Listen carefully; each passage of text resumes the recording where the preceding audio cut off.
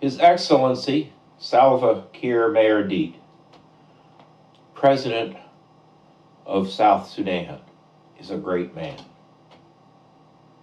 I do not say that lightly. I say it rarely, but I will say it again. Salva is a great man. If Salva were to contact me and say, Ken, I have need of you, I would fall in line behind him and follow him, no matter what the danger, to any battle. And technically, I'm still a member of his army. That's another story. But there is one thing that is spoken as a black mark against him. I don't mean the things that are spoken in the Western press and by the United Nations. The United Nations hates him because he won't kiss their lily white backsides.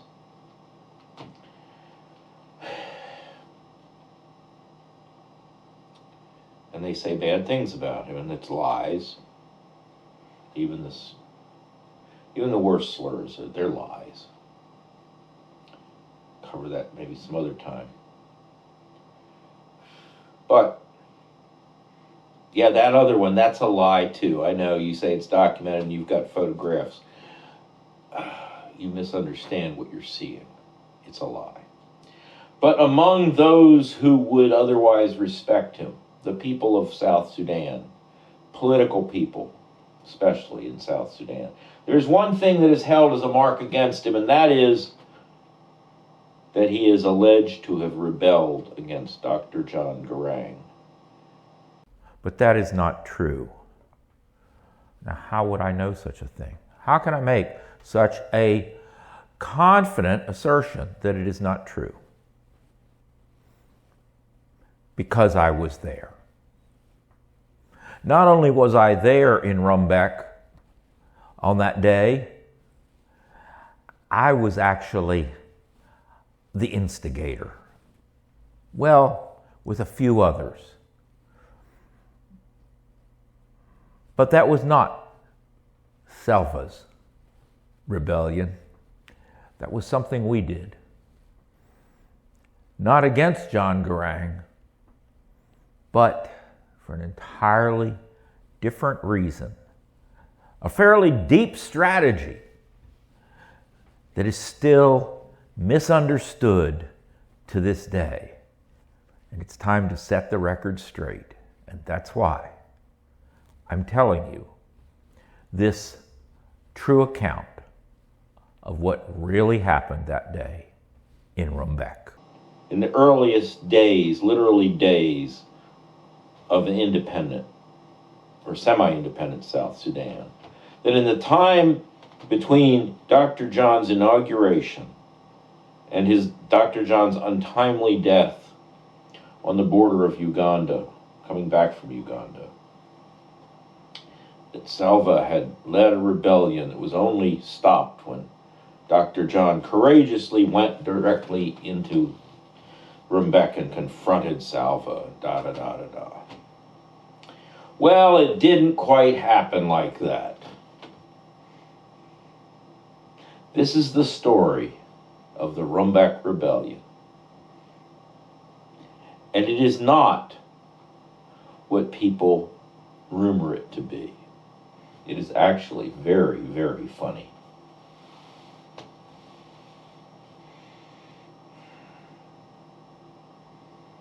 It was a complete and total fraud, and it accomplished its purpose. You see, as told in another video, the United Nations had tried to prevent South Sudan from forming a government. And the United Nations, having had their plans betrayed because loose lips sink ships, and somebody was so full of himself that he gloated over his plans and revealed them to those that he thought would be sympathetic.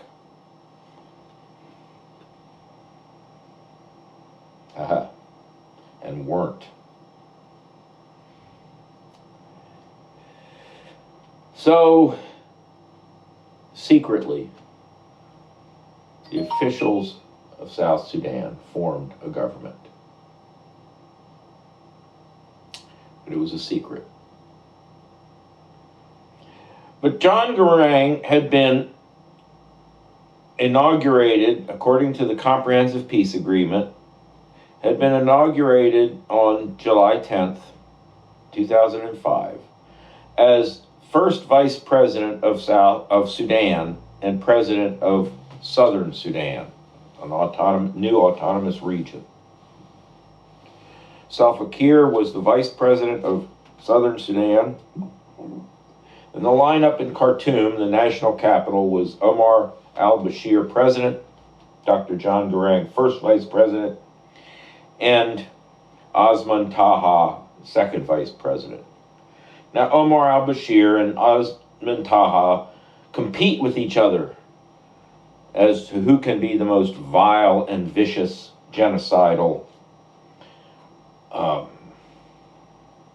villain.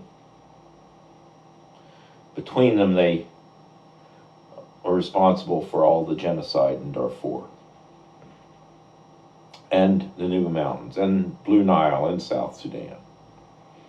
Nasty people, and Taha perhaps the nastiest of them all. To understand this story, you have to realize it was Taha that led a revolt against the elected president Numeri a few years before. Numeri had a heart condition and come to the United States to get heart surgery, and when he was about to return, Taha had called him from Khartoum to where he was in Washington, waiting to get on an airplane at Andrews Air Force Base, and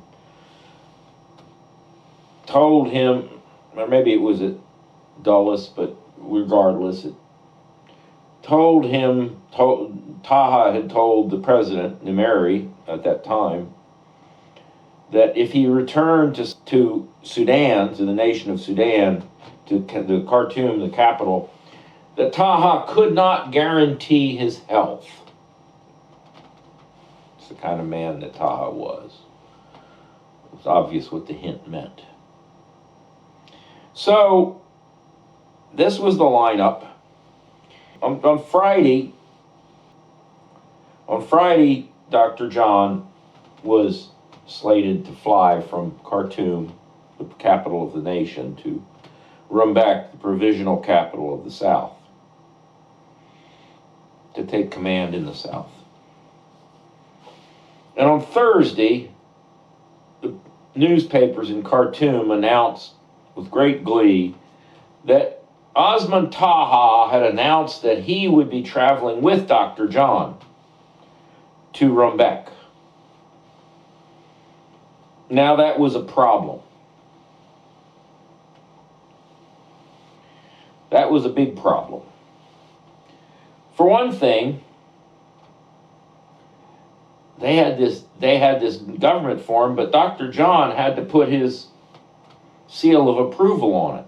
So there would be meetings, and it was a secret until it was announced on the following Monday.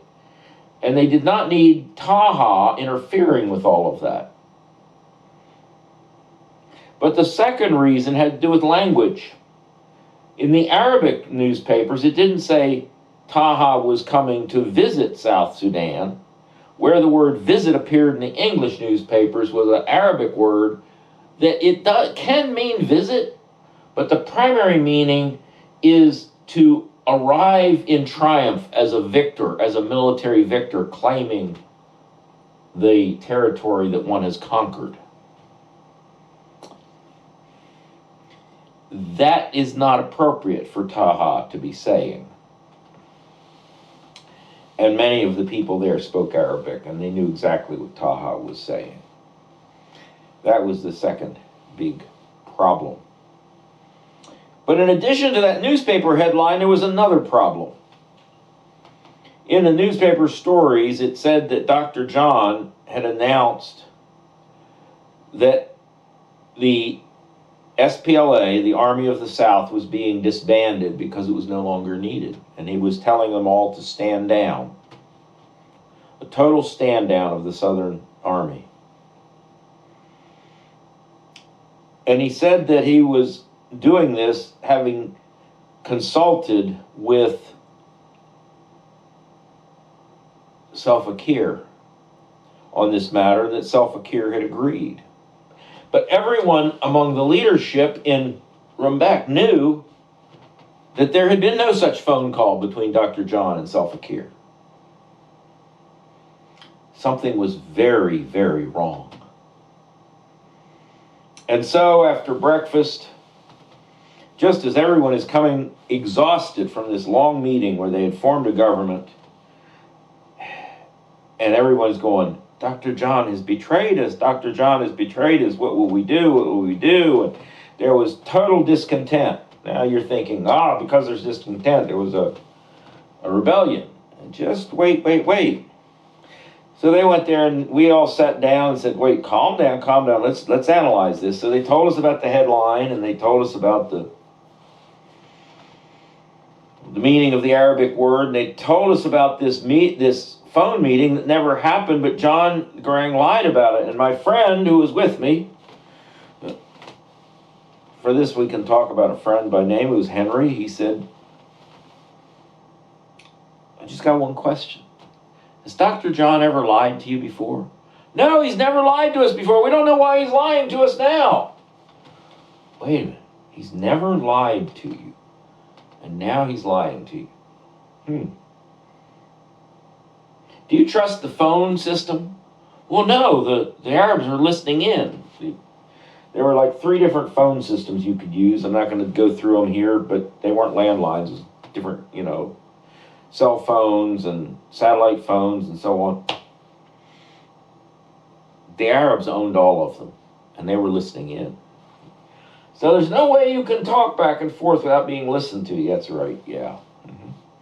If we really need a secret, we have to actually put somebody on an airplane that's been entrusted to the secret, and he has to tell it directly in John's ear.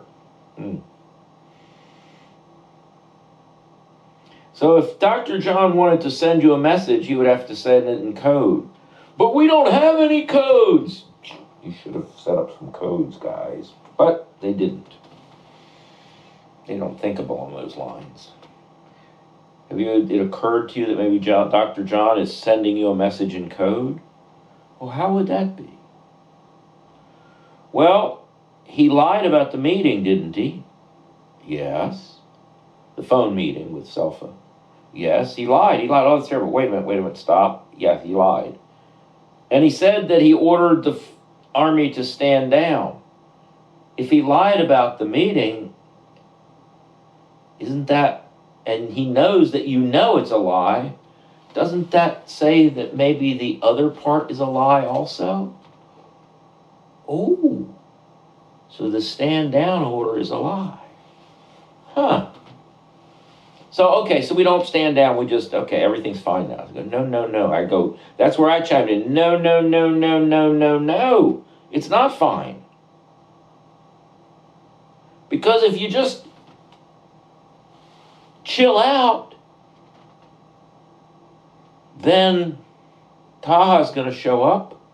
And that's not fine.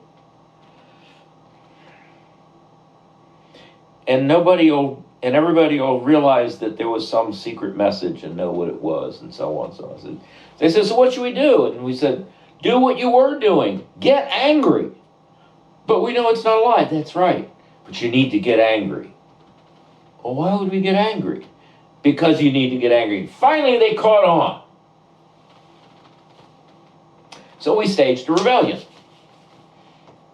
All the SPLA started running up and down the streets in jeeps, firing their AK-47s in the air. It was noisy.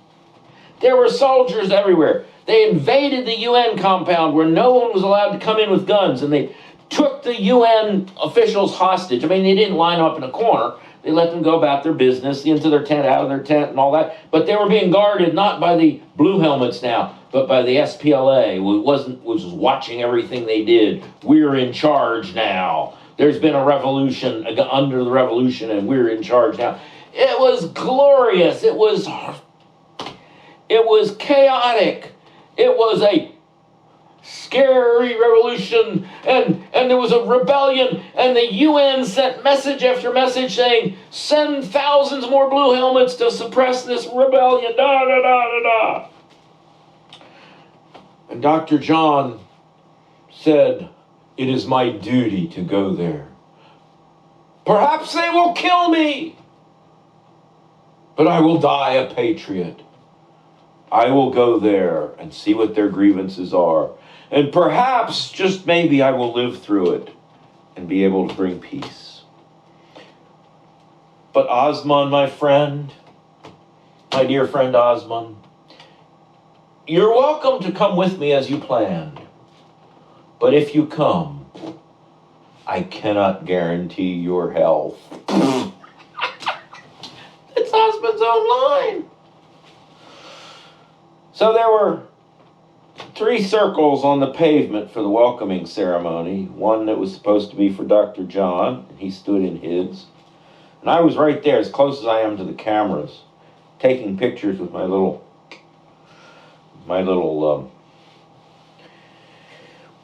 bought at Woolworth's Canon camera. And there was a circle for Self-Fakir as the vice president. And then there was a circle for Osman Taha, but that one was empty because he was concerned for his health. And so all the meetings went on as planned. By the time we were waiting for the airplane, the rebellion was over. But it was a lot of fun.